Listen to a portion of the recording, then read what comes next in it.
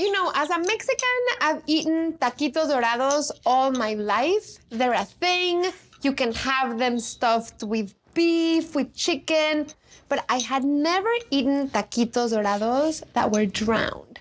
And that is a thing that I learned in Sinaloa. I have 3 pounds of chuck roast, and I left all the fat. You wanna leave all the fat because this is gonna cook for a long time, and the fat is going to render into the broth, and it's going to flavor the broth, and you don't wanna miss out on that taste. I love using chuck roast because it is just a very resilient, sturdy, affordable, accessible, and versatile cut of meat. It has a lot of flavor, and it has a really nice bite, and you can use it in so many ways. But the one thing about chuck roast is that it has to cook for a very long time. We're gonna make some taquitos dorados that are gonna be filled with this meat, and we're gonna chase and drown the taquitos in the meat broth. So we wanna make a really rich broth that will not overpower the meat, but that will complement the flavor of the meat. So I'm adding an onion that I cut in half, and add a bay leaf, 10 garlic cloves. I have 2 quarts of water here.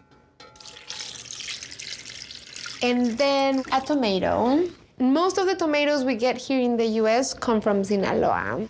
I didn't even know that, and that is why I love going back to Mexico again and again and again, because every time that I go back, I learn things that I had no idea existed, and it is just so humbling.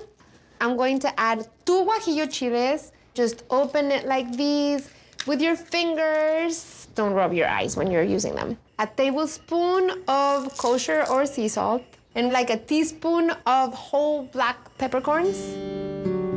2 carrots cut into large chunks. I'm gonna let it come to a rolling simmer over high heat. Once it does, I'm gonna cover it, let it simmer for about an hour and a half over medium heat. Just gonna let time do its thing.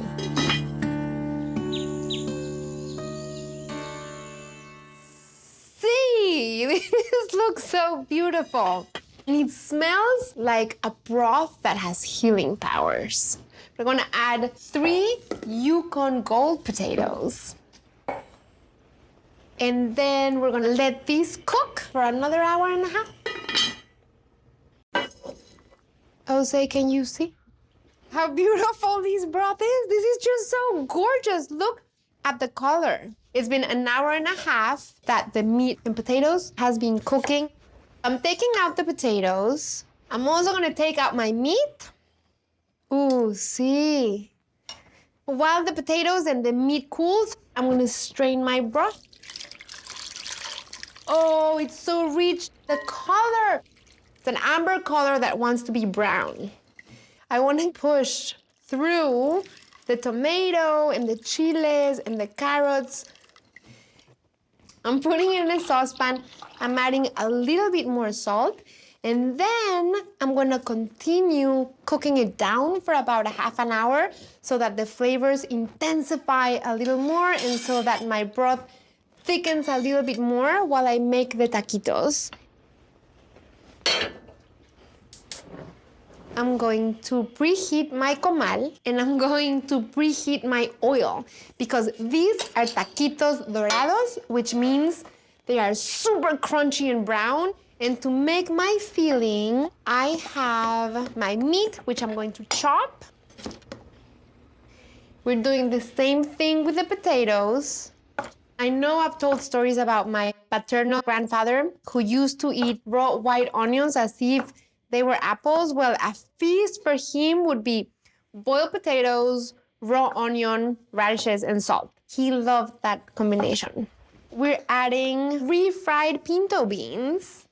I know it doesn't look that pretty, and I know I'm making a bowl full of brown mush, but it is so delicious and tasty. If you have freshly made corn tortillas or store-bought tortillas, but you don't heat them before you roll the taquito, the tortilla will break. Heat the tortillas in a comal or a skillet on both sides. And we're gonna add 2 tablespoons into the taquito.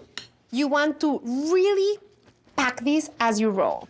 I like my taquitos to be really, really chubby. Use a toothpick and go through the seam like this.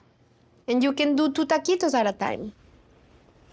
So it's just like a minute and a half or so per side. The oil will let you know that it has done its thing because the bubbles start to get a little bit slower.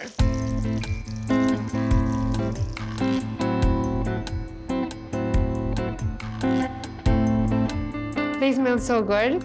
So I'm adding the cabbage, some pickled onions. We're gonna crumble some queso. We're doing crema. And then we're pouring the broth right in here.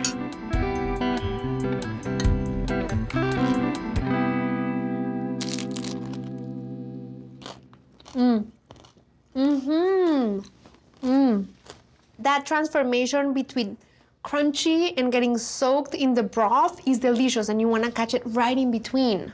It's that experience of having the crunchy and the cream and the cheese and the pickled onion, and of course you wanna add a little bit more of everything.